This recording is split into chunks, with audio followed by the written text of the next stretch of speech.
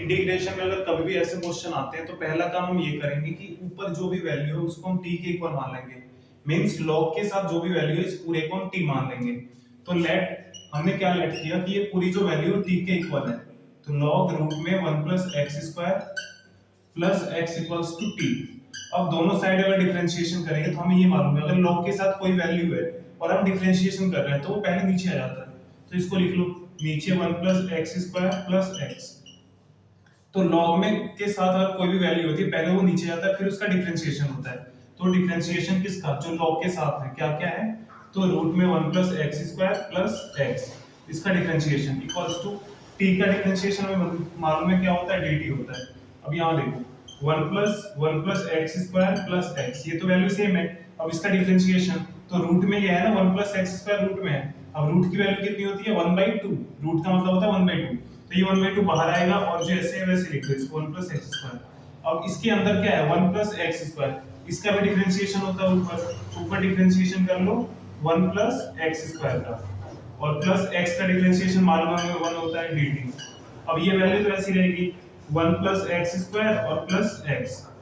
यहाँ देखो 1 का डिफरेंशिएशन कितना होता है 0, तो वो 0 हो गया क्योंकि कोई भी कांस्टेंट का डिफरेंशिएशन 0 होता है। बचा क्या x स्क्वायर, x स्क्वायर का डिफरेंशिएशन करेंगे तो क्या आएगा 2x, मींस जो पावर है वो आगे आएगी तो 2x हो गया। और नीचे क्या है 2 और ये ब्रैकेट में 1 प्लस x स्क्वायर, यहाँ से 2 से 2 cancel, plus 1 equals to dt, ये बचा। अब यहाँ हम ध्यान से देखेंगे तो इसका अगर हम सॉल्व करना है तो इसका एलसीएम लो, ये ऐसे उतार लो 1 plus x square plus x into इन दोनों का एलसीएम क्या आएगा, तो नीचे क्या बचा है 1 प्लस एक्स स्क्वायर, ये दोनों का एलसीएम हो गया। अब यहाँ ऊपर क्या है x है, प्लस ये ऊपर जाएगा तो यहाँ क्या आएगा 1 प्लस एक्स स्क्वायर और इधर क्या है dt।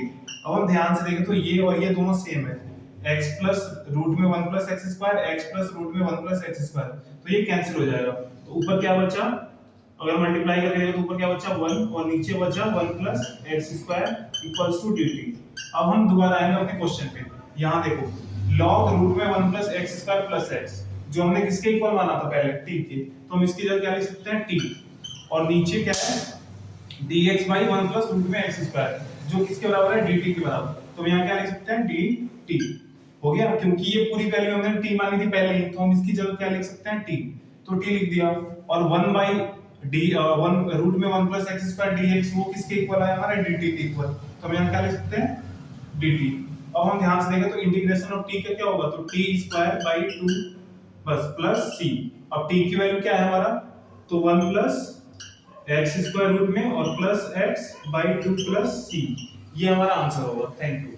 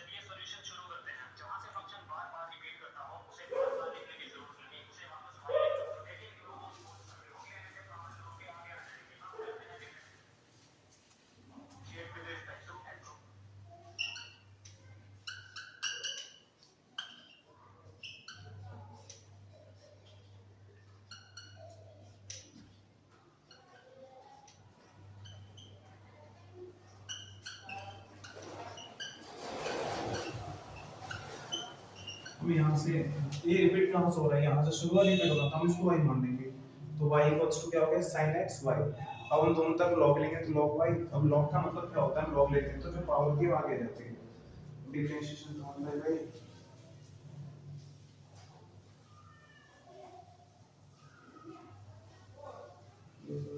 वाई।